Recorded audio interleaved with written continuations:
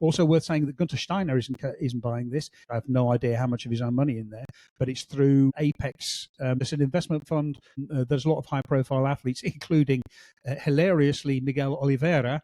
And Lando Norris. It's possible to have a lot of financial interest in it. On the other hand, the risk is that you get groups of investors who are looking for a return on their investment, either by trying to sell the team 3, 5, 10 years later for a lot more money than they bought it for, or trying to turn a profit via sponsorship. Good luck with that.